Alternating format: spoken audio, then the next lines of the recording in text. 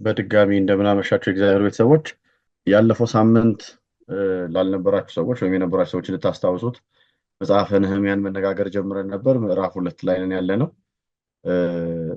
ጥቂት ነገር አሁን ካለንበት ወደፊት ከዛሬ ጀምሮ መቆጠር ከሚጀምረው ሳምንት ከዚህ ከሆሳዕና ሳምንት ጋር ስለሚገናኝ ምዕራፍ 2 ላይ የነበረውን አንዱን ሀሳብ ለማስታወስ ያክል እናንሳና ወደ ቀጣዩ ክፍላችን እንሄዳለን።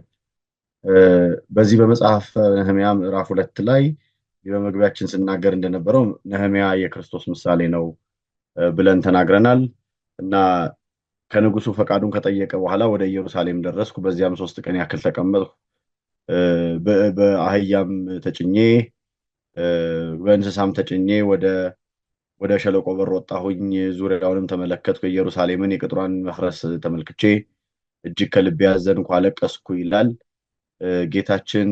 በትንቢት እንደተነገረው ንጉሥሽ በአህያና በውርንጫይቱ ላይ ተቀምጦ ይመጣል ተብሎ እንደተነገረ ጌታችን ሆሳዕና በአርያም እያሉ ሕዝብ ሁሉ ልብሳቸውንና ዘንባባን እያነጠፉለት በአህያይቱና በውርንጭላይቱ ላይ ተጭኖ ወደ ኢየሩሳሌም እንደገባ ወደ ኢየሩሳሌም ሲገባ የኢየሩሳሌምን ከተማዋን አይቶ እንዳዘንላት እንዳለቀሰላት፣ አንቺ ኢየሩሳሌም ታናሽ ሆነሽ አትቀሪም ብሎ እንደነገራት መመልሶ መሳሪያዋ መሲኋ መጥቶ ቤዛነትን የምታገኝበት ተመልሳ ወደ ቀደመ ክብሯ የምትመለስበት ጊዜ መምጣቱን የሚናገር ምሳሌ ነግሮናል እና እንደው ይህን ወቅት ከማስታወስ አንጻር ይህን ማሰብ ያስፈልጋል ነው። ምዕራፍ 3 ላይ ተጽፎ እንደምናገኘው ታላቁም ካህን ኤልያሴብ ወንድሞቹም ካህናት ተነስተው የበግ በር ሰሩ፣ ቀደሱትም። ሳንቃዎችንም አቆሙ፣ እስከ ሐሚያ ግንብና እስከ ሐናንኤል ግንብ ድረስ ቀደሱት። በአጠገቡ የኢያሪኮ ሰዎች ሰሩ፣ በአጠገባቸውም የአምሪ ልጅ ዘኩር ሰራ። የሐስናአ ልጆችም የዓሣ በር ሰሩ፣ ሰረገሎችን አኖሩ፣ ሳንቃዎችንም አቆሙ። ቁልፎቹንና መወርወሪያዎችንም በአጠገባቸው ቴቁሐውያን አደሱ። ታላላቆቻቸው ግን ለጌታቸው ስራ አንገታቸውን አላዋረዱም። የፋሲሃ ልጅ ወዳሄና የበሶድያ ልጅ ሜሱላም አሮጌውን በር አደሱ፣ ሰረገሎቻቸውን አኖሩ፣ ሳንቃዎቹንም አቆሙ፣ ቁልፎችንም መወርወሪያዎችንም አደረጉ። በአጠገባቸውም ገበዖናዊው መልጥያና ሜሮናታዊ አዶን የወንዙንም ማዶ አለቃ ግዛት የሆኑ የኢየሩሳሌምን ጠገኑ እያለ ተከፋፍለው በነገድ ሆነው የኢየሩሳሌምን ቅጥር መገንባት የጀመሩት የመጀመሪያው ማድረግ የጀመሩት ግንቦቹን መስራት፣ መግቢያ በሮቹን የማደስ ስራ እንደሆነ ይናገራል። በሮቹ ደግሞ የተለያዩ ናቸው። መሰረታዊ የሆኑት በመጽሐፈ ነህምያ ምዕራፍ 3 ላይ የተሰሩት የምናያቸው በሮች የበጎች በር፣ የዓሣው በር፣ አሮጌው በር፣ የሸለቆ በር፣ የቆሻሻ በርና የምንጭ በር የሚባሉትን በሮች እናገኛለን። ሄዳችሁ ብታነቧቸው መጽሐፈ ነህምያ ላይ እነዚህን በሮች እናገኛለን። መጀመሪያ በር የሚለው ነገር በበር የሚገባ እውነተኛ እረኛ እንደሆነ ጌታችን እንደተናገረ፣ ነህምያ እውነተኛ የኢየሩሳሌምን ቅጥር ሊሰራ የመጣ እንደመሆኑ መጠን አስቀድሞ በሮቿን የመስራት ቅጥሮቿ ለፈረሱባት ኢየሩሳሌም በሮቿ ቢሰሩ ገቢውን ወጪውን መቆጣጠር የሚቻልበት ነገር እንደሚያስፈልጋት ቀኖናዎችን ከመስራት የመጀመሩን ስርዓት እናያለን። በነገራችን ላይ ጌታችን ወደዚህ ዓለም ሲመጣ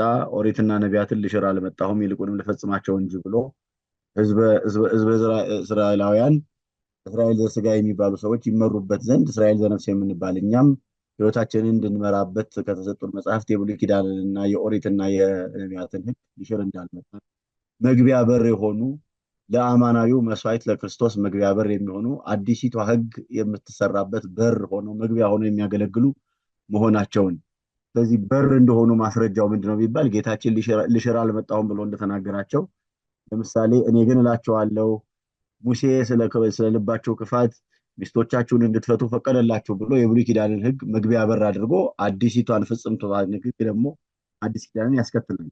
እኔ ግን እላቸዋለሁ ያለማመንዘር ምክንያት ሚስቱን የሚፈታ አመነዘረ፣ እሷም እንድታመነዝር አደረጋት ብሎ ጌታችን የተናገረውን ማስተዋልና መረዳት በደንብ ያስፈልጋል። ስለዚህ መግቢያ በር ያለው እነዚህን ነው። ስለዚህ አስቀድሞ የሰራው የነበሩትን በሮች የማደስ የፈርሰው የነበሩትን በሮች የመስራት ነው። በሮቹ ደግሞ ምሳሌዎች አሏቸው። የበጎች በር ቢለው በነገራችን ላይ በዚህ በመጻጉዕ ብለን በምናከብረው ሳምንት ጌታ በበጎች በር እንደገባ ይነገራል። የበጎች በር የሚለው ወደ ኢየሩሳሌም መስዋዕት ሆነው የሚመጡት በጎች ወደ ኢየሩሳሌም ከተማ ከመግባታቸው አስቀድሞ በጎቹ ንጹህ መሆናቸው፣ ለመስዋዕት መዘጋጀታቸው የሚታይበት የሚሰራበት ከዛ ደግሞ ታጥበው የሚገቡበት የበጎቹ መግቢያ በር አጠገብ ውሃ እንደነበረ ይነግረናል እና ይሄ ምሳሌነት አለው። ስለዚህ ይህንን የበጎች በር ነው መጀመሪያ የሰሩት። ጌታችንና አምላካችን መድኃኒታችን ኢየሱስ ክርስቶስ የእግዚአብሔር በግ ሊሆን እንደመጣ ዮሐንስ እንደተናገረው ነዋ በጉ ለእግዚአብሔር ዘየአትት ወያሴስል ኃጢአተ ዓለም፣ የዓለምን ኃጢአት የሚያስወግድ ስለ ዓለም ኃጢአት ራሱን መስዋዕት አድርጎ የሚያቀርብ እውነተኛው የመስዋዕት በግ መድኃኔዓለም ኢየሱስ ክርስቶስ እንደሆነ የተናገረበት ነው እና ይህ በር እንደሆነ በትንቢተ ኢሳይያስ እና በዮሐንስ ወንጌል ተጽፎ እናገኛለን። ነህምያ የዚህ ምሳሌ ስለሆነ የበጎቹን በር መጀመሪያ አስቀድሞ ሰራ። ከእግዚአብሔር ጋር መታረቅ አስፈላጊ እንደሆነ በምዕራፍ 1 እንደነገረን ተጣልተው የነበሩት ከእግዚአብሔር ጋር ስለነበረ ናቡከደነጾር የሰለጠነባቸው ከዛም በኋላ የመጡ ትናንሾቹ ጠላቶች ኢየሩሳሌምን ያጠፉት እግዚአብሔር በመጣላታቸው ምክንያት ስለሆነ ከእግዚአብሔር ደግሞ የሚታረቁት በጾም በጸሎትና መስዋዕትን በጎ የሆነውን መስዋዕት በማቅረብ ስለሆነ የመጀመሪያውን በር የሰራው የበጎችን በር ነው፣ የመስዋዕቱን በር ነው። ቀጥሎ የአሳው በር ይላል። ተርቱሊያን የተባለ ሊቅ እንደሚናገረው ትልቁ አሳ ጌታችን መድኃኒታችን ኢየሱስ ክርስቶስ ነው። እኛ በበረከቶች ውስጥ መኖር የማንችል ትናንሻቸው አሳዎች ነን። ነገር ግን ደግሞ በትልቁ አሳ የሰው አጥማጆች ሆንን። በማቴዎስ ወንጌል አሳ አጥማጅ የነበሩትን ደቀ መዛሙርቱን መረባችሁን ጣሉ ብሎ አሳዎችን እንዴት ማጥመድ እንዳለባቸው ያሳያቸው እርሱ እንደሆነ፣ ብዙ አሳ ስላጠመዳችሁ አትደነቁ፣ ይህንን ትታችሁ ሰዎችን የምታጠምዱ በወንጌል መረብነት ሰዎችን የምታጠምዱ አደርጋችኋለሁ ብሎ እንደተናገረ፣ አሮጌው በር የሚለው ያረጀው በር ማለት ነው። ያረጀ ሁሉ ደግሞ መጥፎ ነው ማለት አይደለም። በነገራችን ላይ ብዙ ሰዎች የሚሳሳቱት የብሉይ ኪዳን የተሻረ ሕግ ነው ማለት ብሉይ ኪዳን ላይ የነበረው ነገር በሙሉ ተሽሯል ብሎ የሚያስቡ የተሳሳተ ሀሳብ ያላቸው ሰዎች አሉ። ያረጀው ሕግም ቢሆን ለሐዲስ ኪዳን በር ሆኖ መግቢያ ቅድም እንደተናገርኩት በር እንደሆነ ግን መረዳት ያስፈልጋል እና ክርስቶስ የዓለም መሰረት እርሱ አሮጌው ደጅ ነው። በእርሱም ደግሞ እምነት የኛ የቀድሞ አባቶች ገቡ፣ ከእርሱ ጋር አብረን ለመግባት ቁርጠኞች ነን። በኤርሚያስ መጽሐፍ ላይ እንደተጻፈው በእግራቸው እንዲሄዱ በእግዚአብሔር ቁሙ፣ መንገድን እዩ፣ መልካም መንገድ ወዴት እንዳለች የቀደሙትን መንገዶች ጠይቁ፣ እናም ተመላለሱ በውስጡ፣ ከዚያም ለነፍሳችሁ ረፍትን ታገኛላችሁ ተብሎ በትንቢተ ኤርሚያስ አስቀድሞ በኦሪትና በነቢያት በእግዚአብሔር ቃልነት በቃልነት ከዊኑ ከሶስቱ አካላት አንዱ እግዚአብሔር ወልድ በቃልነት ከዊኑ ለነቢያት ቃል ሆኗቸው እንዲናገሩ ለነቢያት ትንቢትን አቀብሏቸው እንዲናገሩ ያደረገ እግዚአብሔር ነቢያት የተናገሩትን ይፈጽም ዘንድ እንደመጣ አሮጌው በር ተብሎ እንደሚጠቀስ፣ የሸለቆ በር የሚባለው ወደ ዘጠነኛው ሸለቆ እያንዳንዱ ነፍስ በትህትና መንፈስ ለመፈለግ እና በፍቅር መንፈስ ተሸከሟቸው ብሎ እንደተናገረ ራሱን ዝቅ አድርጎ የተዋረድን እኛን ሊፈልገን በሸለቆ በር የመጣ እርሱ እውነተኛው በር ነው። እንዲህ እያለ በትንቢት የሚናገራቸውን በሮች በሙሉ ይናገራል። የቆሻሻ በር በእርሱ ርኩስ የሆነውን ነገር የምንሸከምበትና ከጌታችን ከመድኃኒታችን ከኢየሱስ ክርስቶስ ኃጢአታችን የተሸከመበት መንገድ ነበር። ከከተማ ማስወጣቸው ወደ ሰማያዊቷ ከተማ ሊያስወጣን ከሰፈር ውጭ ተሰቅሏል ብሎ ቅዱስ ዮሐንስ አፈወርቅ ይህንን መጽሐፈ ነህምያን ጠቅሶ ይተረጉማል። ይህ ማለት የማንረባ የተዋረድን የተጎሳቆልን ሆነን በነበረበት ጊዜ ወኮነ ከማነ ዘእንበለ ኃጢአት ባህቲታ ከኃጢአት ፍጹም እንደኛ ሰው ሆኖ በጾረ ደዌነ ወነሳ ሕማማችንንና ደዌያችንን ተሸክሞ እኛን ከወጣንበት ይመልሰን ዘንድ እርሱ ከከተማ ውጭ እንደሰቀሉት እኛ ከተዋረድንበት ከፍ ከፍ እንል ዘንድ እርሱ ከፍ ባለ መስቀል ላይ እንደተሰቀለ አስተውሉ እያለ ይናገራልና ይህ የመጽሐፈ ነህምያ ክፍል በሮቹን መስራት የጀመረበት ምክንያት ይህ ነው። ከዚህ በኋላ ምዕራፍ 4 ላይ ሰንባላጥም ቅጥሩን እንደሰራን በሰማን ጊዜ እጅግ ተቆጣ፣ ተበሳጨም፣ በአይሁድም አላገጠ፣ በወንድሞቹና በሰማርያ ሰራዊትም ፊት እነዚህ ደካሞች አይሁድ የሚሰሩት ምንድን ነው? ይተውላቸዋልን? ይሰዋሉን? በአንድ ቀን ሲጨርሳሉን? የተቃጠለውንስ ድንጋይ ከፍርስራሹ መልሰው ያድኑታልን? ብሎ ተናገረ። አሞናዊውም ጦቢያ በአጠገቡ ቆሞ በድንጋይ የሚሰሩት ቅጥራቸው ላይ ቀበሮ ይመጣበት ያፈርሰዋል አለ። አምላካችን ሆይ ተንቀናልና ስማ፣ ስድባቸውን በራሳቸው ላይ መልስባቸው፣ በምርኮ አገር ለብዝብዝ አሳልፈ ስጣቸው፣ በደላቸውን አትክደን፣ ኃጢአታቸውንም በፊት አይደምሰስ፣ በሰራተኞች ፊት አስቆጥተዋልና። ቅጥሩንም ሰራን፣ ቅጥሩም ሁሉ እንደ እኩሌታው ድረስ ተጋጠመ፣ የሕዝብም ልብ ለስራው ጨከነ።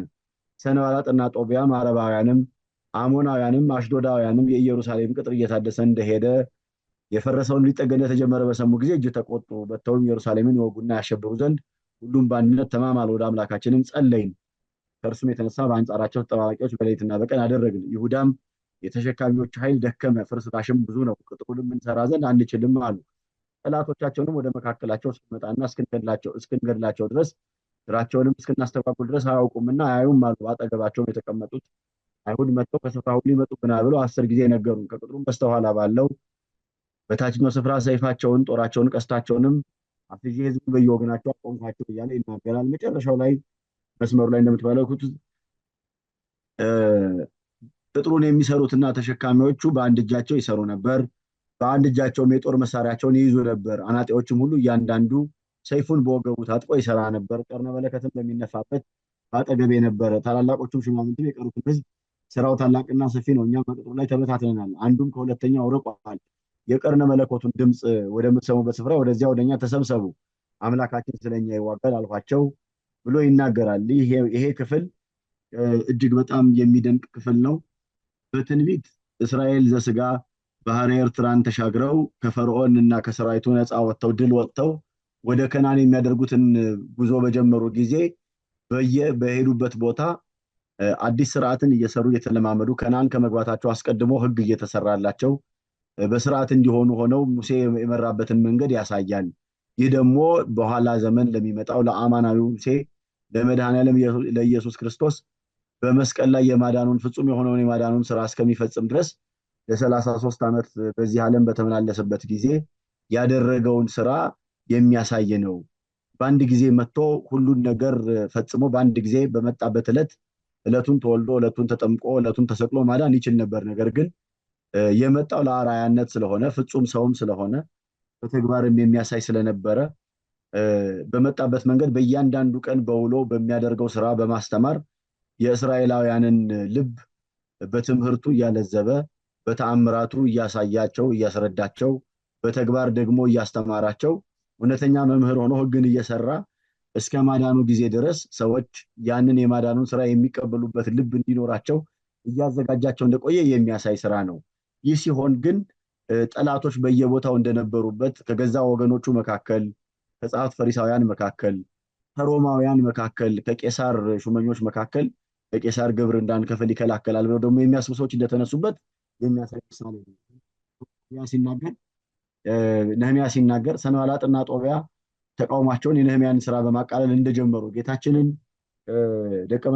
እና ደቀ መዛሙርት የሚሰሩትን ስራ በማርቆስ ወንጌል ምዕራፍ 3 ቁጥር 1 ላይ ተጽፎ እንደምናገኘው ሎቱ ስብሐት አበደ ብለዋልና ሊይዙት ወጡ። ከኢየሩሳሌም የወረዱ ጻፎችም ብዔልዜቡል አለበት ደግሞ በአጋንንት አለቃ አጋንንትን ያወጣል ብለው እንደተናገሩ እስቲ እንመልከተው።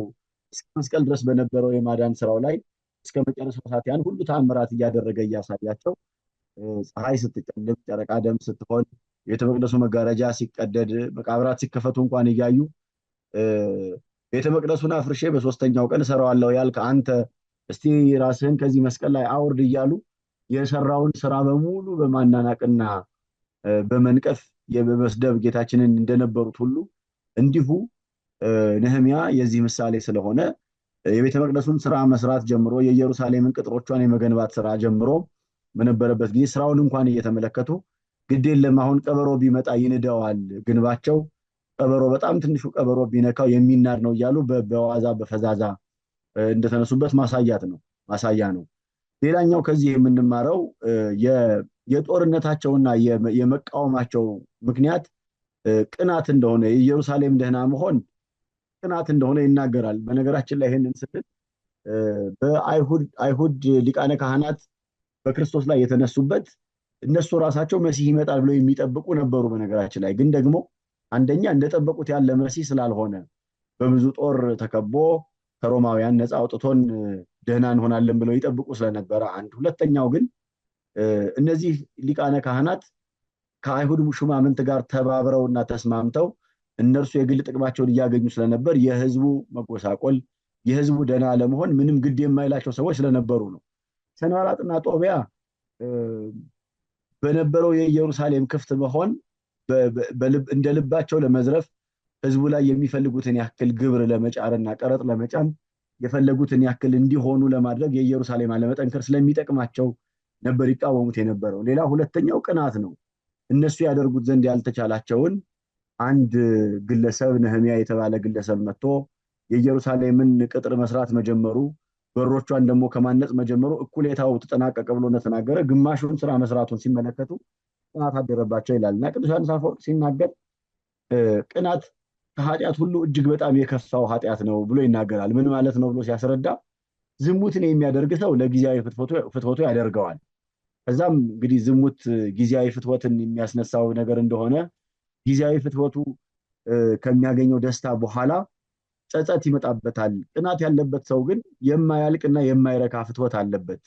ልክ እንደ ዝሙት ያለ ደስታውን ካገኘ በኋላ የማይቆም የማይረጋ ክፋትና ፍትወት ስላለበት የሚቆም ያልሆነ ፍትወት አለበት። ስለዚህ በየጊዜው ደጋግሞ ኃጢአትን እንዲሰራ ንስሐ የገባበትንም ኃጢአት እንዳያቆም የሚያደርገው ይልቁንም ደግሞ ውሻ ወደ ጥፋቱ እንደሚመለስ እየመላለሰ የሚያደቀው ኃጢአት ይሆንበታል ይላል እና ቅናት እጅግ በጣም ክፉ ኃጢአት እንደሆነ የኃጢአት ደግሞ መግቢያው በር እንደሆነና መላልሶ ሰዎችን የሚጥል ኃጢአት እንደሆነ ይናገራል።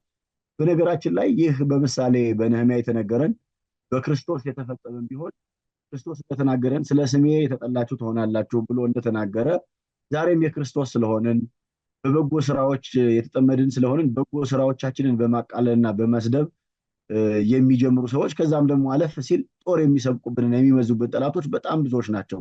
በዚህ ልንደነቅ እንደማይገባን ይህ መጽሐፍ ያስተምረናል። ይልቁንም በራሱ በባለቤቱ በክርስቶስ ላይ ከሱ ቀደም የነበሩት ምሳሌዎቹ የሆኑት ነቢያት ላይ ያደረጉትን ነገር በእኛ በክርስቶስ አምነናል የምንል ክርስቲያኖች የሆንን ተከታዮች ይህንን እንደሚያደርጉብን እንደሚነሱ ማሳያም ጭምር ነው እና ብዙዎቻችን ይህንን ጠላትነት በደንብ አድርገን ልንረዳ ይገባናል። አሁን በጣም ብዙ ሰዎች እግዚአብሔር ከእርሷ ጋር እያለ ቤተክርስቲያን ለምን በዚህ ልክ ትፈተናለች? ጠላቶቿ ስለምን ይሰለጥኑባታል? የሚሉ ጥያቄዎችን ብዙ ሰዎች ያነሳሉ ይሄንን ጉዳዮች እና በነገራችን ላይ ይሄ ካለመረዳት ነው። ብዙ ሰዎች ተስፋም እንዲቆርጡ የሚያደርጋቸው ለምሳሌ በማቃለል ሰዎች በስድብ ሲጀምሩባቸው ተስፋ ቆርጠው መንገድ ላይ የሚቀሩ ሰዎች ከነህምያ ጽናት ይማሩ ዘንድ እንዲገባቸው መጽሐፍ ይነግረናል።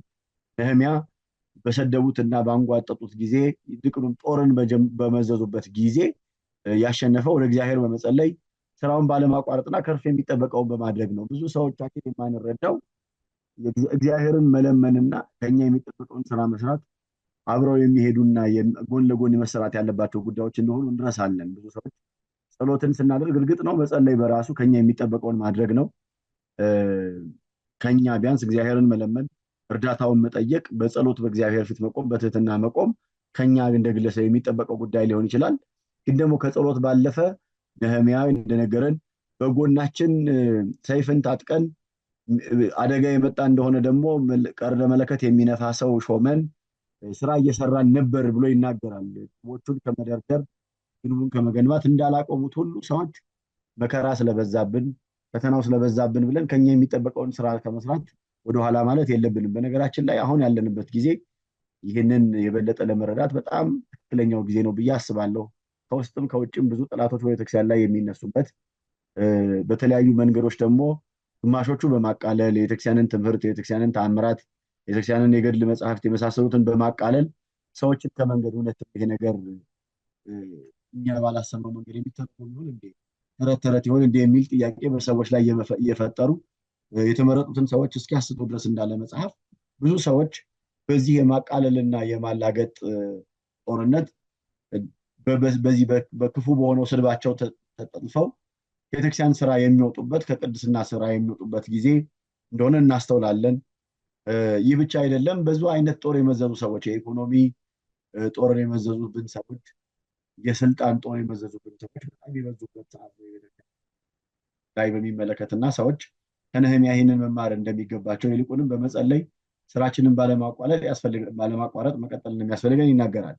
ሌላው በጣም ትልቁ ነገር እንግዲህ የውጊያ ወቅት ነው ብለን ካልን እንደሚነግረን ነህምያ ጠላቶች በተነሱበት ጊዜ ጠላቶቹን ድል ለማድረግ በጎን ሰይፍን ታጥቆ ስራውን ይሰራ እንደነበር ውጊያ ባለባችሁ ጊዜ ምን ይዛችሁ ትቀርባላችሁ ብሎ ይጠይቃል የቤተክርስቲያን ሊቃውንት ይህን ሲተረጉሙና የትኛውን የጦር መሳሪያ ይዘን ቀርበናል? ምን አለን? ጸሎት ነውን? ጠላቶቻችንን ድል የምናደርግበት እግዚአብሔርን አጋዥ የምናደርግበት የመልስ የሚያስገኝ ጸሎት አለን? መሳሪያችን ጸሎት ነውን? ምግባር ነውን? እውቀት ነውን? ብለን መጠየቅ ያስፈልጋል። ሰይፍ ያለው ስራ የሚሰራበት ድርጊት የሚደረግበት ዕቃ ማለት ነው እና የምንታጠቀው ሰይፍ የስጋ ሰይፍ እንዳልሆነ፣ ስጋን የሚቆርጥ ሰይፍ እንዳልሆነ፣ ይልቁንም ጠላትነታችን ከመንፈስ ጋር እንደሆነ እና ረቂቅ የሆነውን ጠላት የምንወጋበት ረቂቅ የሆነ ሰይፍ እንደሚያስፈልገን ይናገራል። ጌታችን ለደቀ መዛሙርቱ ሲነግራቸው ሰይፍንና ቆመጥን ሳትይዙ ላኳችሁ ብሎ እንደተናገረ ደቀ መዛሙርቱ ነው። በኋላም ደግሞ ጌታችንን ይዙት በመጡ ጊዜ ቅዱስ ጴጥሮስ ከሊቃነ ካህናቱ አገልጋዮች መካከል ሰይፉን አውጥቶ የአንዱን አገልጋይ ጆሮን እንደቆረጠ እንመለከታለን እና ጌታችን እንደተናገረው ሰይፍን የሚያነሱ በሰይፍ ይጠፋሉ፣ እንዲህ ባለው ጦርነት እንድትዋጉ አይደለም የመረጥኳችሁ፣ ይልቁንም የክፋትን መንፈስ በሚቆራርጥ የቃለ እግዚአብሔርን ሰይፍ፣ የጸሎትን ሰይፍ፣ እግዚአብሔርን የመፍራት የመንፈስ ቅዱስን ሰይፍ ትታጠቁ ዘንድ ነው ብሎ እንደተናገራቸው ይህንን ማወቅ ያስፈልገናል እና በነገራችን ላይ አሁን ዛሬ በጠላቶቻችን ፊት ያለ ምንም ነገር ራቁታችንን እንደቆምንን፣ በጠላቶች ፊት ራቁትን አትቁም፣ ባዶ መሆንህን አይተው እንዳይሳለቁብህ፣ በቀላሉ እንዳያሸንፉ ተብሎ እንደተነገረን በጠላቶቻችን ፊት ያለ ጸሎት፣ ያለ ምግባር፣ ያለ እውቀት፣ ያለ በጎ ስራ ይልቁንም ደግሞ ክርስቶስን ያለ መያዝ ሃይማኖትንና በጎ ምግባርን የራሳችን ጦር የደረታችን ጥሩር አድርገን ጋሻ አድርገን ያለ መያዝ በጠላቶቻችን ፊት መቅረብ በቀላሉ እንድንሸነፍ እንደሚያደርግን ከመረዳት መጀመሪያ ያስፈልጋልና በዚህ ባለንበት ዘመን በሚኖረን ውጊያ ያለንን መንፈሳዊ ጦር መሳሪያ ጸሎትን፣ ምግባርን፣ እውቀትን ይዘን መገኘት ይጠበቅብናል። ይህንን ስንል ሰው ስለ ቤተክርስቲያን ጥፋት፣ ስለ ሀገር መጠበቅ እያሰበ የሚያደርገው ጸሎት ያስፈልገዋል። እያንዳንዳችን ለራሳችን ሕይወት መቃናት፣ ለስራችን በጎ መሆን የምንጸልየው ጸሎት የመኖሩን ያክል አንድ አቡነ ዘበሰማያት፣ አንድ ሰላም ለኪ ስለ ሀገር ስለ ቤተክርስቲያን ጉዳይ አስቦ መጸለይ ጦር መሳሪያ ይዞ መገኘት ነው። በጠላቶቻችን ፊት በሚከሱን ሰዎች መካከል ምግባር ትሩፋትን ይዞ መገኘት እውነተኛ መሳሪያውን ሰይፍ ይዞ መገኘት ነው።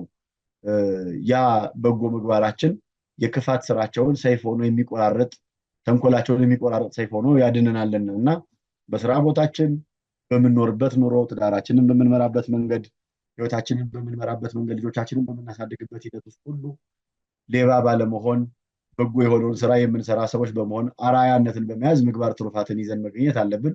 እርግጥ ነው እግዚአብሔርን ማወቅ፣ የእግዚአብሔርን ህግና ትእዛዝ ማወቅ እና መጠበቅም ደግሞ እንዲሁ ጦር መሳሪያችን ነው። እንዲህ ያላደረግን እንደሆነ ግን በጠላቶቻችን ፊት ራቁታችንን እንቆማለን እና ራቁታችንን እንቆም እንደማይገባ ልብሳችንን አላወለቅንም ይላል ምዕራፍ 4 ላይ የመጨረሻውን ቁጥር ብታነቡት ከእኛም መካከል ልብሳችንን አላወለቅንም ነበር፣ እንዲሁ ሆነን እንሰራ ነበር። እኔና ወንድሞቼም ብላቴኖችም ቁጥር 23 ላይ ምዕራፍ 4 እኔና ወንድሞቼም ብላቴኖችም በኋላይም የነበሩት ጠባቂዎች ልብሳችንን አናወልቅም ነበር ይላል። በጠላቶቻችን ፊት ራቁታችንን ሆነን ምንም የሌለን ሆነን አንቀርብም ነበር እንደማለት ተደርጎ ይተረጎማልና የሚጠበቅብን ይዘን መገኘት እንዳለብን ይናገራል። ምዕራፍ 5 ላይ በወንድሞቻቸውም በአይሁድ ላይ ትልቅ የህዝቡና የሚስቶች ጩኸት ሆነ። አያሌዎቹም ወንዶችና ሴቶች ልጆቻችን ብዙዎች ናቸው፣ በልተንም በሕይወት እንድንኖር እህልን እንሸምት ይሉ ነበር። አያሌዎቹም ከራብ የተነሳ እህልን እንሸምት ዘንድ እርሻችንንና ወይናችንን ቤታችንን አስይዘናል ይሉ ነበር። ሌሎቹም ለንጉሱ ግብር እርሻችንና ወይናችንን አስይዘን ገንዘብ ተበድረናል፣ አሁንም ስጋችንን እንደ ወንድሞቻችን ስጋ፣ ልጆቻችንን እንደ ልጆቻችን ናቸው እያለ ይናገራል። ይሄኛው የመጽሐፈ ነህምያ ክፍል ሰዎች የኢየሩሳሌምን ቅጥር ለመገንባት ሰዎች የነበረባቸውን መከራ ለማለፍ የሄዱበትን ርቀት የሚያሳይ ነው።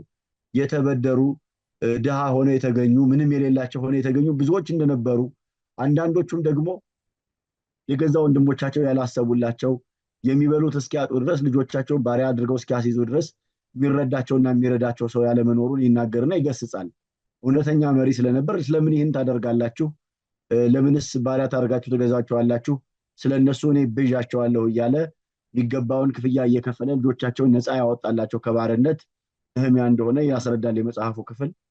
እንግዲህ እንደተናገርነው የክርስቶስ ምሳሌ ነው ብለን እንደተናገርን ጌታችን ከደቀ መዛሙርቱ ጋር 5 የገበያ ሕዝብ ተከትሎት እያስተማራቸው በነበረ ጊዜ ባዷቸውን ይመለሱ ዘንድ መልካም አይደለም፣ የሚበላላችሁን ብሎ ሲጠይቃቸው ጌታ ሆይ የሚበላስ ምንም የለንም፣ 2 ዓሣና 5 እንጀራ ብቻ ነው ያለን ብለው እንደጠየቁት ባዷቸውን የሄዱ ዘንድ መልካም አይደለም አምጡ ብሎ እንደጠየቃቸውና ያንን 2 እንጀራና 5 እንጀራና 2 ዓሣ አበርክቶ እንዳበላቸው ህዝቡን ብዙ እንደበሉ ከትራፊውም ብዙ እንደተነሳ 12 ቅርጫት እንደተነሳ ይናገራል። ይሄ የዛ ክፍል ምሳሌ ነው። ይህ ብቻ አይደለም። የኢየሩሳሌም ቅጥሮች ለመገንባት እርሻቸውን የሰጡ ልጆቻቸውን ባሪያ ያደረጉ መሬታቸውን አስይዘው የተበደሩ ሰዎች ነበሩ። ደቀ መዛሙርቱን ብንመለከት ረከብናሁ ለማስያስ መሲሁን አገኘ ነው ብለው አሳ አጥማጆች የነበሩ ቀራጮች የነበሩ ስራቸውን፣ ገንዘባቸውን፣ ንብረታቸውን ትተው ሁሉን ትተን ተከተልንህ እንዳሉት ጌታቸውን ክርስቶስን ተከትለው የመጡ እንደሆነ ያስረዳል።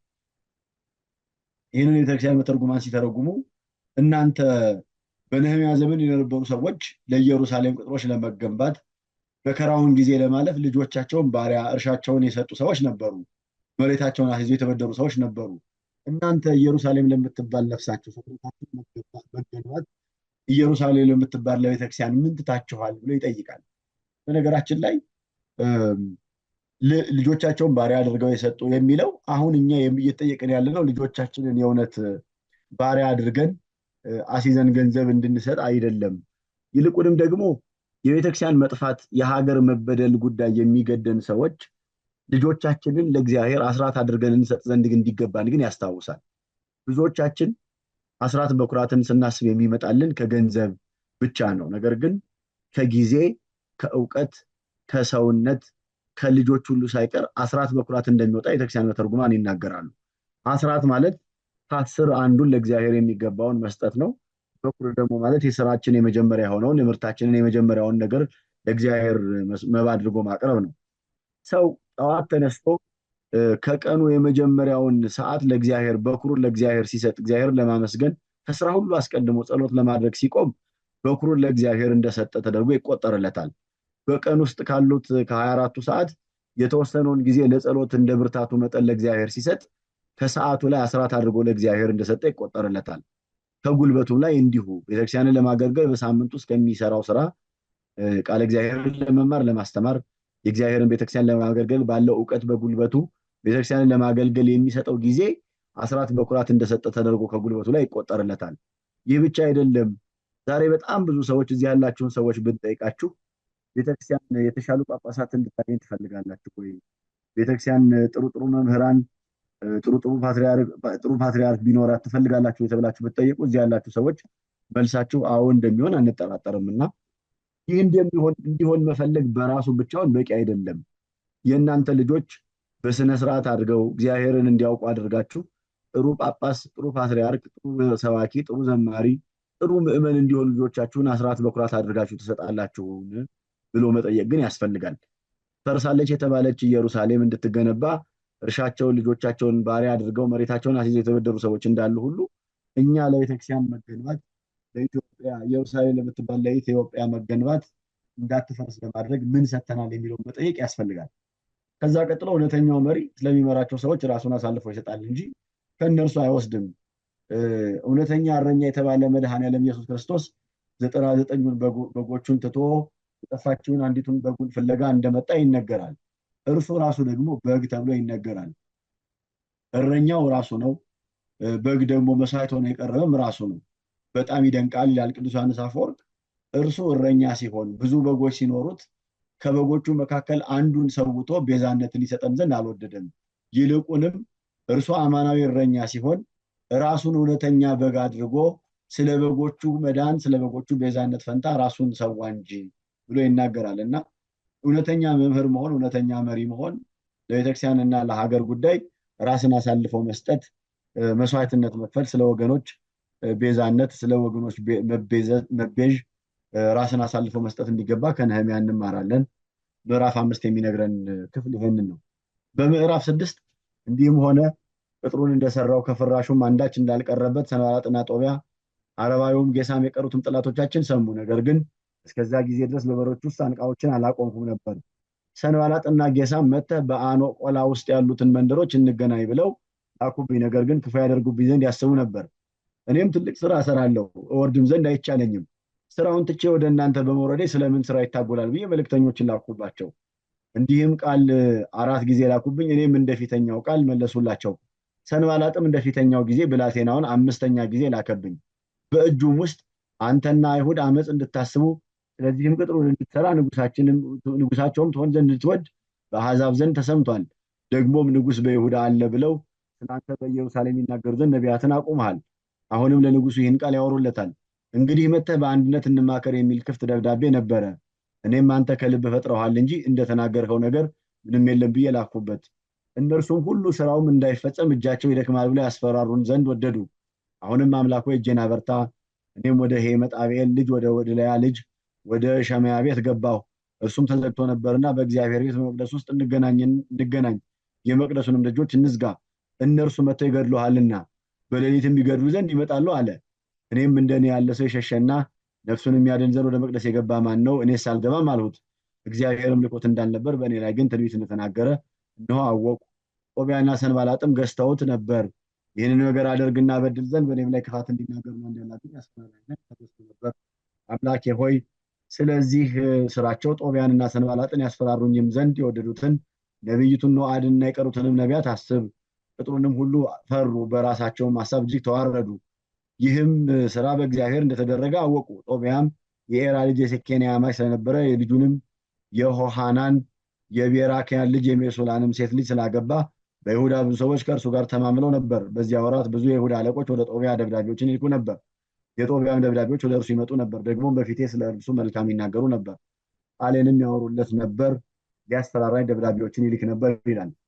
ይህ ክፍል በግልጽ ነህምያ የክርስቶስ ምሳሌነቱንና ክርስቶስን ሊይዙት ይወዱ የነበሩ ጸሐፍት ፈሪሳውያን፣ ሐናና ቀያፋና የጲላጦስ መልእክተኞች፣ የሄሮድስ መልእክተኞች እንዴት ያለ ተንኮልን ሊሰሩ እንደነበር በግልጽ የሚያሳይ ነው። የክርስቶስን መወለድ ሲሰማ ሄሮድስና ሊቃነ ካህናት እንደተሸበሩ፣ የኢየሩሳሌምን መገንባት ሲጀመር እንደተሸበሩ፣ የቻሉትንም ያክል ተንኮል እንደሰሩ፣ ተንኮላቸው እንዳልተሳካ፣ መሲሁ እያደገ እንደመጣ፣ ታምራትን እንዳደረገ ደግሞ ሲሰሙ ሰላዮችንና መልእክተኞችን እየላኩ እንደሰለሉት፣ ሰላዮቻቸው ሲነግሯቸው በንቀትና ነገር ግን ደግሞ በፍርሃት እንደቆዩ የሚያሳይ ነው። አሁን ኢየሩሳሌም አትሰራም እያሉ ሲያላግጡ የነበሩት ጦቢያና ሰንባላጥ የኢየሩሳሌም ቅጥሮቿ ተሰርተው እንዳለቁ፣ የቀረው ሳንቃ መትከል እንደሆነ፣ የሚከፈተው የሚዘጋውን በር መትከል ብቻ እንደሆነ ሲመለከቱ ፍርሃታቸው እንደጨመረ፣ የሚይዙበትንና የሚከሱበትን ነገር እየፈለጉ እንደመጡ፣ ክሳቸው ደግሞ አድርገው ያቀረቡት ንጉሥ ሆናለሁ ብለህ ትወዳለህ የሚለውን ክስ እንዳመጡ እንመለከታለን። እኔም ትልቅ ስራ እሰራለሁ እወርድም ዘንድ አይቻለኝም፣ ስራውን ትቼ ወደ እናንተ በመውረዴ ስለምን ስራ ይታጎላል አላቸው። ጌታችንን ብዙውን ጊዜ ሊይዙት፣ ወደ ሸንጓቸው ሊያመጡት፣ ሊጠይቁት እንደፈለጉ፣ ነገር ግን ወደ እነርሱ እንዳልመጣ በቻሉት አቅም ሰዎችን እየላኩ እርሱ ወዳለበት እየመጣ ተንኮልን ይሰሩ እንደነበር፣ ጥያቄ እየጠየቁ ለጥያቄዎቻቸው መልስ እያገኙ ይመለሱ እንደነበረ ተመልክተናል። ይህንን ሲያስረዳ ወደ እናንተ ወደ ታች እወርድ ዘንድ አይገባኝም፣ በመውረዴ ምክንያት ስራው ለምን ይታጎላል ብሎ ይነግራቸዋል። በነገራችን ላይ በዚህ ዘመን ለምንኖር ክርስቲያኖች ሰይጣን እነዚህን ክፉ ሰዎች ተጠቅሞ ከከፍታ ስራችን፣ ከምግባር ከፍታችን፣ ከጸሎት ከፍታችን፣ ከንስሐ ህይወት ከፍታችን እንድንወርድ፣ ወደ እነሱ መዋረድ እንድንወርድ በብዙ መንገድ ይጥለናል፣ ይታገለናል። ከዚህ ላለመውረድ መታገል፣ በዓላማ መጽናት እንደሚያስፈልግ ይነግረናል። ይህንን ስናስታውስ የጠፋውን ልጅ፣ የጠፋውን በግና የጠፋውን ድሪም ታሪክ በሉቃስ ወንጌል ምዕራፍ 15 ላይ ተጽፎ የሚገኘውን ታሪክ ማስታወስ ያስፈልጋል። ታሪኩን በአጭሩ ለመንገር የጠፋውን ልጅ ታሪክ ብትመለከቱ በቤቱ ያለው በአባቱ ቤት የነበረው ሀብት የማይጠፋ የማያልቅ ሆኖ እንዲታየው፣ ወደ እነሱ የተዋረደ ስራ እንዲመጣ ገንዘቡን ንብረቱን ይዞ መጥቶ ወደ እነሱ የተዋረደ ስፍራ መጥቶ ገንዘቡን በመበተን እንዲያጠፋው እንዳደረገው ተጽፎ እናገኛለን። እና በተለያየ መንገድ እንደምንፈተን የጠፋውን በግ ብንመለከት ከመንጋው ከሚሄዱበት መንጋ ተነጥሎ ብቻውን እንዲቀር፣ ብቻውን የቀረውን ደግሞ ጠላት በቀላሉ መጥቶ እንዲወስደው፣ የሚበላ አውሬ፣ የሚበላ ተኩላ፣ የሚናከስ አንበሳ በመንጋው መካከል ያሉትን መያዝ እንደማይቻለው፣ መንጋዎቹ በአንድነት ሆነው እንደሚከላከሉት፣ ይልቁንም ደግሞ በማታለል ወደኋላ ያስቀረውን እንዲደክም ያደረገውን አንዱን ለብቻው የተነጠለውን ለብቻው ይዞ እንደሚያጠቀው እንደሚጥለው ሁሉ ካለንበት ከፍታ አዋርደው ልክ ደግሞ ስንወርድላቸው በእነርሱ መንገድ ስንመጣ እንደ ልባቸው እንዲጫወቱብን፣ ጠላት እንዲሰለጥንብን የሚያደርጉ ሰዎችን ፈተና መታገስ እንደሚያስፈልግ ይናገራል። አንተና ይሁዳ አመፅ እንድታስቡ ስለዚህም ቅጥሩን እንድትሰራ ንጉሳቸውም ትሆን ዘንድ እንድትወድ በአሕዛብ ዘንድ ተሰምቷል አለው። ደግሞም ንጉሥ በይሁዳ አለ ብለው ስለ አንተ በኢየሩሳሌም ይናገሩ ዘንድ ነቢያትን አቁመሃል። አሁንም ለንጉሱ ቃል ይህንን ያወሩለታል። እንግዲህ መጥተህ በአንድነት እንማከር የሚል ክፍት ደብዳቤ ነበረ። እንግዲህ ተመልከቱ፣ በኋላ ክርስቶስን በዕለተ ዓርብ እንዲሰቀል ምክንያት አድርገው ያቀረቡት አንዱ ለቄሳር ለንጉሳችን ግብር አትክፈሉ ይላል፣ ራሱን የእግዚአብሔር ልጅ ያደርጋል፣ ራሱን ንጉሥ ያደርጋል ብሎ ነው የከሰሱት። ይህንን ክሳቸውን በጲላጦስና በሄሮድስ ፊት ከማቅረባቸው አስቀድሞ ግን በራሳቸው የተዋረደ መንገድ ሊጠይቁት እንደሞከሩ እንመለከታለን። ለምሳሌ አንደኛው ማሳያ በዚህ በሆሳና በአርያም እያሉለት ሰዎች ዘንባባ ዝንጣፊ እየዘነጠፉ ልብሳቸውን እያነጠፉ በገባበት ወቅት እንዲህ ያለ ምስጋና ሲደረግልህ ለምን ዝም ትላለህ? በሰንበት እንዲህ ያለ ምስጋና ሲደረግ፣ እንዲህ ያለ ምስጋና ሲያመሰግኑ እንዴት ዝም ትላለህ? ሆሳና ለዳዊት ልጅ በእግዚአብሔር ስም የሚመጣ እርሱ የተባረከ ነው እያሉ ሲያመሰግኑ እንዴት የእግዚአብሔር ልጅ ነኝ ብለህ ትቀበላለህ?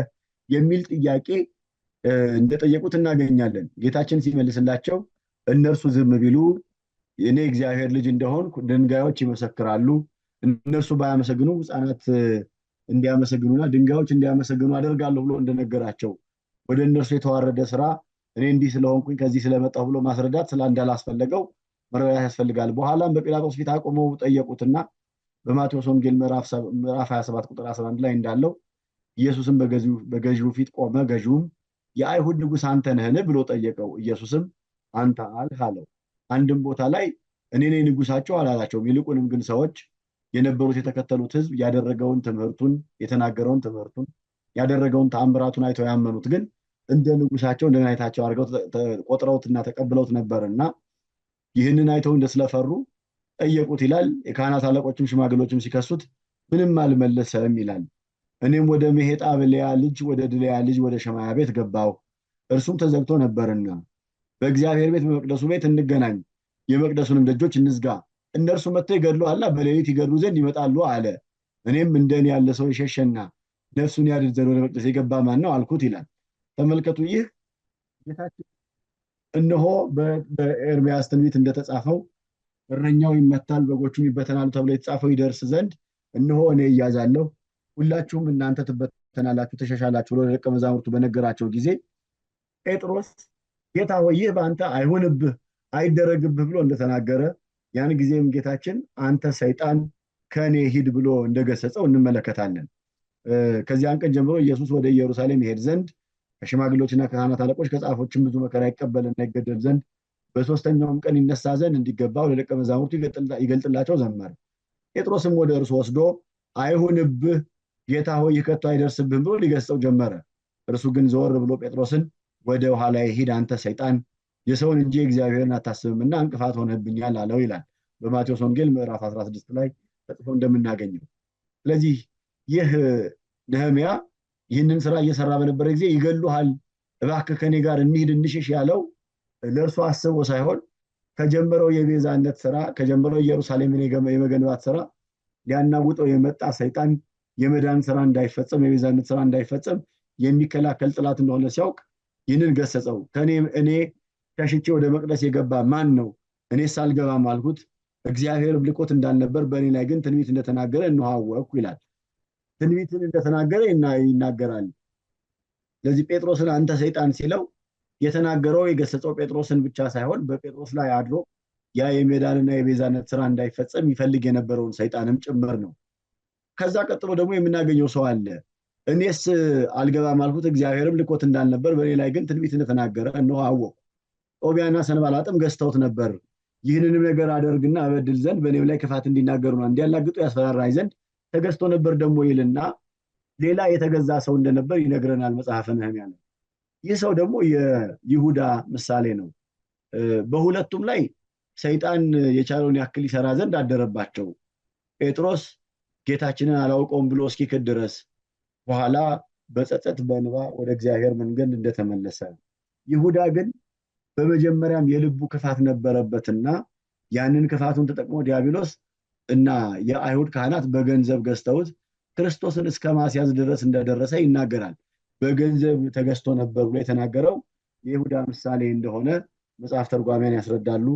ስለዚህ በገንዘብ የተገዛ ይሁዳ ክርስቶስን በ30 ዲናር እንደሸጠው አሳልፎ እንደሰጠው ይናገራል። በመጽሐፈ ነህምያ ምዕራፍ 7 ላይ እንዲህም ሆነ ቅጥሩ ከተሰራ በኋላ ሳንቃዎቹንም ካቆምኩ በኋላ በረኞቹና መዘምራኑ ሌዋውያኑም ከተሾሙ በኋላ ወንድሜን አናኒንና የግንቡን አለቃ ሐናንያን በኢየሩሳሌም ላይ ሾምኳቸው። እርሱም እውነተኛ ከሌሎቹም ይልቅ እግዚአብሔርን የሚፈራ ሰው ነበረ። እኔም ፀሐይ እስኪሞቅ ድረስ የኢየሩሳሌም በሮች አይከፈቱ፣ እነርሱም ቆመው ሳሉ ደጆች ይዘጉ ይቆለፉም። ከኢየሩሳሌም ሰዎች እያንዳንዱን በተራው በእያንዳንዱ በየቤቱ አንጻር ጠባቂዎችን አስቀምጦ አልኳቸው። ከተማይቱም ሰፊና ታላቅ ነበረች፣ በውስጧም የነበሩ ሕዝብ ግን ጥቂቶች ነበሩ፣ ቤቶቹም አልተሰሩም ነበር። አምላኬም ታላቆቹን ሽማምንትና የሕዝቡን ሰብስቤ ቆጥራቸው ዘንድ በልቤ ያደረገ። አስቀድመው የመጡት ሰዎች የትውልድ መጽሐፋቸውን አገኘው። በእርሱም እንደዚህ ተጽፎ አገኘው። የባቢሎን ንጉሥ ናቡከደነጾር ከማረካቸው ምርኮኞች ወደ ኢየሩሳሌምና ወደ ይሁዳ ወደ ከተማቸው የተመለሱት ሀገር ልጆች እነዚህ ናቸው። ከዘሩባቤል፣ ከኢያሱ፣ ከነህምያ፣ ከአዛርያስ፣ ከረአምያ፣ ከነሃማኒ፣ ከመርዶኪዎስ፣ ከበለሳን፣ ከሚስጴሬት፣ ከበጉዋይ፣ ከነሁም፣ ከበአናና ጋር መጡ። የእስራኤልም ሕዝብ ሰዎች ቁጥር ይህ ነው። የፋሮስ ልጆች 2772 ብሎ ይናገራል። ኢየሩሳሌም የተባለች ቤተክርስቲያን ቅጥሯ ከተሰራ በኋላ ጠባቂዎች ተሾሙ።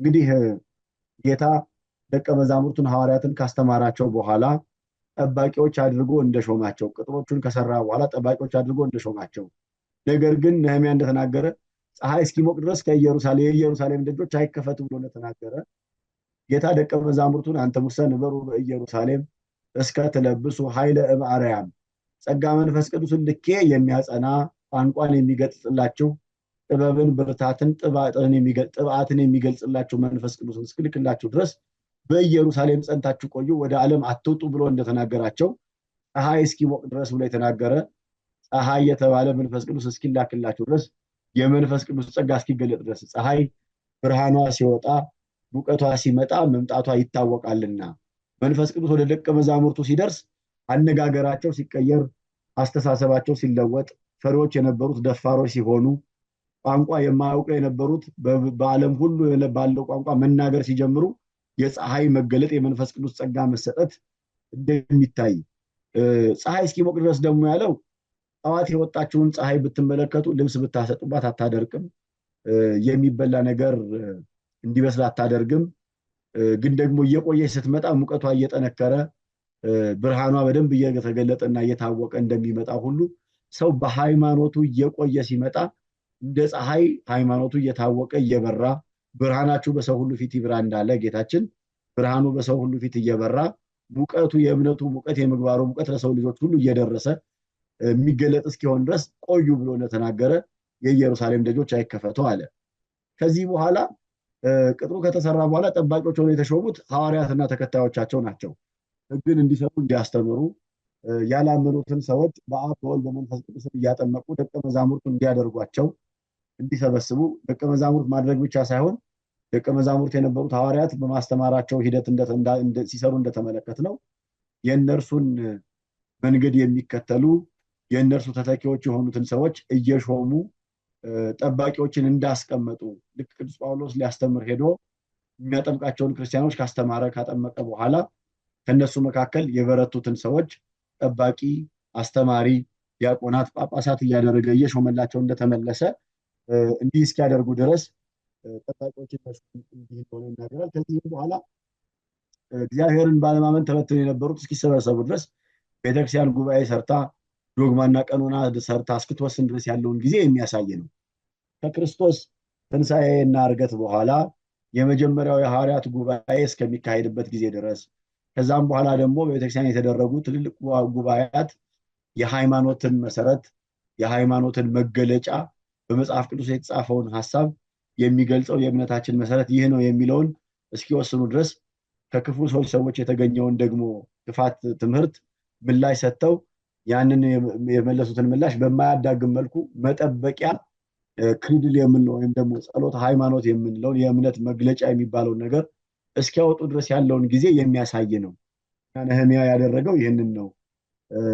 በቀላሉ የምትሸነፍ ድጋሚ ቅጥሮቿ የሚፈርሱ በቀላሉ የምትፍረከረክ ኢየሩሳሌም እንዳትሆን እስክትጸና ድረስ ህዝቦች በእምነታቸው እስኪጸኑ ድረስ ጠባቂዎችን እንዳቆመላቸው ስራን እንደሰራ ይናገራል። 7ኛው ወር በደረሰ ጊዜ የእስራኤል ልጆች በከተሞቻቸው ነበሩ። ሕዝቡም ሁሉ በውሃው በር ፊት ወዳለው አደባባይ እንደ አንድ ሰው ሆነው ተሰበሰቡ። እግዚአብሔርም ለእስራኤል ያዘዘውን የሙሴን ሕግ መጽሐፍ ያመጣ ዘንድ ጸሐፊውን ዕዝራን ተናገሩት። ካህኑም ዕዝራ በ7ኛው ወር በመጀመሪያው ቀን ሕጉን በማህበሩ በወንዶችና በሴቶች አስተውለውም በሚሰሙት ሁሉ ፊት አመጣው። በውሃውን በር ፊት ባለው አደባባይ ላይ ቆሞ ወንዶችና ሴቶች የሚያስተውሉም ሲሰሙ ከማለዳ ጀምሮ እስከ ቀትር ድረስ አነበበው። የሕዝቡም ሁሉ ጆሮ የሕጉን መጽሐፍ ለመስማት ያደምጥ ነበር። ጸሐፊውም ዕዝራ ስለዚህ ነገር የተሰራ በእንጨት መረባረብ ላይ ቆሞ ነበር። በአጠገቡ መቲትያ፣ ሸማ፣ አናያ፣ ኦርዮ፣ ኬልቅያ፣ በእስያ፣ በቀኙ በኩል ፊዳያ፣ ሚሳኤል፣ መልክያ፣ ሐሱም፣ ሐሽበዳና፣ ዘካርያስ፣ ሜሱላም በግራው በኩል ቆሞ ነበር። ዕዝራም በሕዝቡ ሁሉ ላይ ከፍ ብሎ ሕዝቡ ሁሉ እያዩ መጽሐፉን ገለጠ። በገለጠውም ጊዜ ሕዝቡ ሁሉ ቆሙ። ዕዝራም ታላቁን አምላክ እግዚአብሔርን ባረከ። ዕዝራም እግዚአብሔርን ባረከ። ሕዝቡም ሁሉ እጃቸውን እየዘረጉ አሜን አሜን ብለው መለሱ። ራሳቸውንም አዘነበሉ፣ በግንባራቸውም ተደፍተው ለእግዚአብሔር። ደግሞም ኢያሱና ባኒ፣ ሰራብያ፣ ያሚን፣ አቁብ፣ ሳባታይ፣ ሆዲያ፣ ምዕሴ፣ ኦሊጣስ፣ አዛርያስ፣ ዮዛባት፣ ሃናን፣ ፌለያ ሌዋውያኑም ሕጉን ያስተውሉ ዘንድ ሕዝቡን ያስተምሩ ነበር። ሕዝቡም በየስፍራቸው ቆሞ ነበር፣ የእግዚአብሔርም ሕግ መጽሐፍ አነበቡ። ዕዝራም እግዚአብሔርን ማወቅ ያስተምርና ያስታውቅ ነበር። ሕዝቡም የሚነበበውን ያስተውሉ ነበር። ሐቴርሳታ፣ ነህምያም ጸሐፊውም ካህኑ ዕዝራ ሕዝቡም የሚያስተምሩ ሌዋውያን ሕዝቡን ሁሉ ዛሬ ለአምላካችን የሰባውን ብሉ፣ ጣፋጩንም ጠጡ፣ እነዚያም ያልተዘጋጀላቸው ዕድል ፈንታቸውን ስደዱ። ዛሬ ጌታችን የተቀደሰ ቀን ነው፣ የእግዚአብሔርም ደስታ ኃይላችሁ ነውና አትዘኑ አላቸው። ሌዋውያኑም ቀኑ የተቀደሰ ነውና ዝም በሉ አትዘኑም ብለው ሕዝቡን ሁሉ ጸጥ ያደርጉ ነበር። ሕዝቡም ሁሉ የተነገረላቸውን ቃል አስተውለዋልና ሊበሉና ሊጠጡ ዕድል ፈንታም ሊሰዱ ደስታም ሊያደርጉ ሄዱ። በሁለተኛውም ቀን ሕዝቡ ሁሉ የአባቶች ልጆች በዳስ ይቀመጡ ዘንድ በከተሞቻቸውና በኢየሩሳሌምም ወደ ተራራ ሂዱ። የዘይትና የበረሃ ወይራ የባርሰነትም የዘንባባም የለመለመውን ዛፍ ቅርንጫፍ አምጡ፣ እንደተጻፈውም ዳሶችን ስሩ ብለው ይናገሩ ያውጁም ዘንድ እግዚአብሔር በሙሴ እጅ እንዳዘዘ በሕጉ ውስጥ ተጽፎ አገኙ። ሕዝቡም ወጥተው አመጡ። እያንዳንዱም በቤቱ ሰገነት ላይ በአደባባዩ ላይ በእግዚአብሔርም ቤት በአደባባዩ ላይ በውሃውን በር በአደባባይ በኤፍሬም በር አደባባይ ላይ ዳስ ሰራ። ከምርኮም የተመለሱት ማህበር ሁሉ ዳስ ሰሩ፣ በዳሱም ውስጥ ተቀመጡ። ከነዌም ልጅ ከኢያሱ ዘመን ጀምሮ በኤፍሬም በር አደባባይ እስከዚያ ቀን ድረስ የእስራኤል ልጆች እንዲህ ያለ ነገር አላደረጉም። እጅግም ታላቅ ደስታ ሆነ። ከመጀመሪያውም ቀን ጀምሮ እስከ መጨረሻው ቀን ድረስ ዕለት ዕለት የእግዚአብሔርን ሕግ መጽሐፍ ያነብ ነበር። በዓሉን 7 ቀን ያህል አደረጉ። በ8ኛውም ቀን እንደ ሕጉ የተቀደሰ ጉባኤ ነበር ብሎ ይናገራል። እንዲህ ተመልከቱ። ከምዕራፍ 8 በኋላ ያለው የምንመለከተው የሚታየውን አካላዊውን የኢየሩሳሌምን ቅጥር ከሰራ በኋላ ቀጥሎ የሄደው ሕግን ማስተማር፣ የሰውን ስነ ልቦና መገንባት፣ የሰውን ሕሊና የመገንባት የማደስ ፈርሶ ቅጥራቸው ተበትኖ የነበረውን የልቡናቸውን ቅጥር የመገንባት ስራ ነው የምንመለከተው። ስለዚህ ሕዝቡ ተሰብስበው የሙሴን ሕግ ተማሩ ይላል። ይህ ጌታችንን አምላካችን መድኃኒታችን ኢየሱስ ክርስቶስ ደቀ መዛሙርቱን አስከትለው በተለያየ ጊዜ የኢሳይያስን ትንቢት የነቢያትን ትንቢት መጽሐፍት እየገለጠ ያስተማረበትን በእጁ ካደረጋቸው ተአምራት በተጨማሪ በቃሉ ትምህርት ሕዝቡ እግዚአብሔርን እንዲያውቁ እውነተኛውን የመሲሁን መንገድ እንዲከተሉ ያስተማረበትን ያስረዳበትን መንገድ ያመለክታል። ደቀ መዛሙርቱም የእርሱን ፈለግ ተከትለው እንዲሁ ሲያስተምሩ እንደነበር ማሳያ ጭምር ነው። ይህ ደግሞ ብቻም አይደለም። በቃል ከመንገር በታምራት ከማስተማር ባለፈ አማናዊውን ስርዓት የሰራላቸውን ነገር ማስተዋል ያስፈልጋል። ጌታ ደቀ መዛሙርቱን ሰብስቦ በምሴተ ሐሙስ እውነተኛውን መስዋዕት እንዳሳያቸው እራትን በልተው ከጨረሱ በኋላ ይህ ስለ እናንተ የሚቆረሰው ስጋዬ ነው እንካችሁ ብሉ ብሎ እንደሰጣቸው፣ ይህ ስለ እናንተ የሚፈሰው ደሜ ነው እንካችሁ ጠጡ ብሎ እንደሰጣቸው ያሳያል። እንግዲህ ይሄ የሚሆነው በኢየሩሳሌም የሚኖሩ ሰዎች እነማን እንደሆኑ የመቁጠር ስራ እንደሰራ እንመለከታለን። ሕጉን ከነገራቸው በኋላ የማን ሰዎች በኢየሩሳሌም እንዲኖሩ እንደተፈቀደላቸው ይናገራል።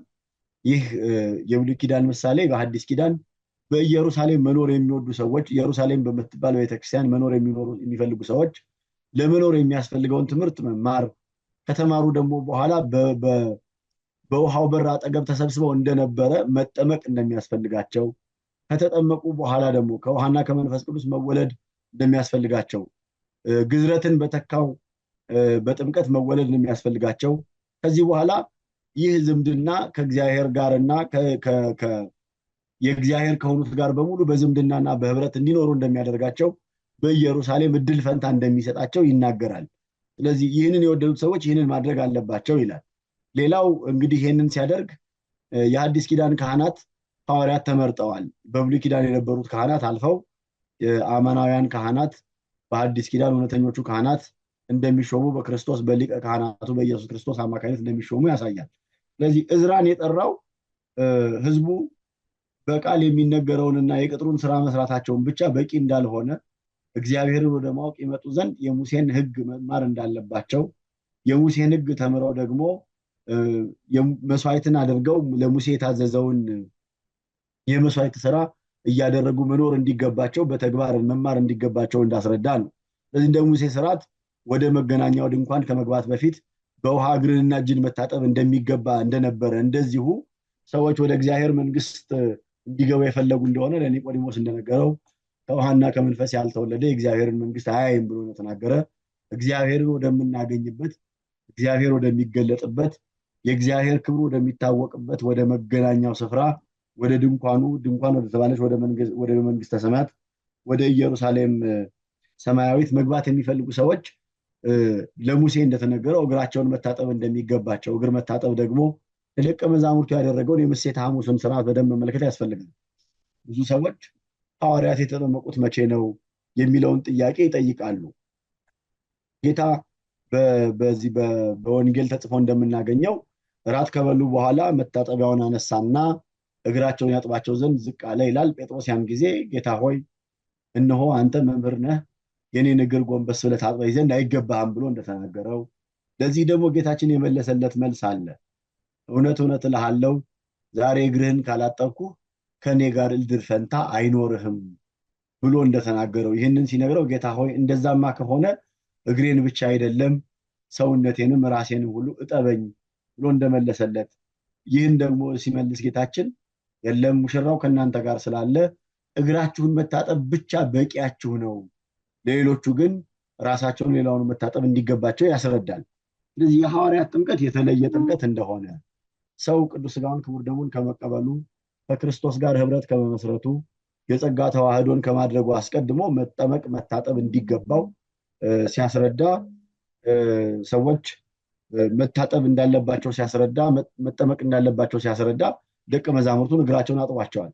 በመታጠባቸው አልታጠብም ያለ ጴጥሮስ የምታጣው የእግዚአብሔርን መንግስት መውረስ ነው፣ ከኔ ጋር እድል ፈንታ አይኖርህም የሚለውን ነገር ስንመለከት ሰዎች በመጠመቅ የምናገኘው ከእግዚአብሔር እድል ፈንታ ነው። ደቀ መዛሙርቱ የሐዲስ ኪዳኑን መስዋዕት ቅዱስ ሥጋውን ክቡር ደሙን ከመቀበላቸው አስቀድመው እግራቸው እንደታጠቡ ያ ደግሞ መታጠባቸው ጥምቀት እንደሆነላቸው በዚህ ትርጓሜ እንረዳለን። ልክ እንደዚሁ ነህምያ እንዳደረገው ህዝቡ የእግዚአብሔርን ተድላ ደስታ እያገኙ እንዲኖሩ መስዋዕቱን የሙሴን ሕግ በመገናኛው ድንኳን ቁጭ ብለው ለ7 ቀን መስዋዕቱን እያደረጉ እየተቀበሉ እንዲኖሩ የሚያደርገውን ስራ ከማስራታቸው አስቀድሞ የሙሴን ሕግ መቀበል፣ ማወቅ፣ መማር ከተማሩ በኋላ ደግሞ በውሃው በር አጠገብ መታጠብ እንደሚገባቸው እንዲሁ ያደረጉበትን ነገር መመልከት ያስፈልጋል። ከዚህ በኋላ 7 ቀን እንዲቆዩና 7ኛውን ቀን እንዲያርፉበት እንዲደሰቱበት እንደሰራላቸው አማናዊቷን እረፍት 7ኛዋን ቀን ሰንበትን እንደሰራልን ዘላለማዊ እረፍትን ያገኘንበትን በትንሣኤው ትንሣኤያችን የታወጀበትን በሞቱ ሞታችን የጠፋበትን ከጨለማ ወደ ብርሃን የተሸጋገርንበትን ትንሣኤን እሁድ እንደመሆኑ መጠን እረፍት አድርገን 7ኛዋን ቀን እረፍት አድርገን እንቆጥራታለን። 8ኛውን ቀን እንደ ሕጉ የተቀደሰ ጉባኤ ነበረ ይላል። 8ኛው ቀን ያለው እንግዲህ ሰው በዚህ ዓለም የሚኖርበት ጊዜ 7ቱን ቀናት እያፈራረቀ እንደሚኖር፣ 8ኛዋ ቀን ግን በገነት በመንግስተ ሰማያት በተቀደሰው ጉባኤ በምትባለው ቦታ ከገቡ መውጣት ካገኙ ማጣት፣ አንድ ጊዜ ከእግዚአብሔር የተገኘው ደስታ የማይቋረጥባት መንግስተ እግዚአብሔር አማናዊቷ እረፍት የሚገኝባት 8ኛዋ ቀን የተቀደሰ ጉባኤ የሚደረግባት። የተቀደሰ ጉባኤ ማለት ሩጫቸውን የጨረሱ ቅድስናቸውን የጠበቁ በመክሊታቸው ያተረፉ የእግዚአብሔር ቅዱሳን በሙሉ የሚገኙባት፣ ህብረት አንድነት የሚደረግባት፣ ተድላ ደስታ የእግዚአብሔር ተድላ ደስታ ዕለት ዕለት የሚገኝባት ዘለዓለም ያንን ተድላ ደስታ እያገኘን የምንኖርባት ስፍራ እንደሆነች ያሳያል ማለት ነው። ምዕራፍ 9ን ከመመልከታችን አስቀድመን ሌሎቹን እዚህ ላይ እናቁምና ጥያቄዎች ካሉ ጥያቄዎቹን መመለስ እንችላለን።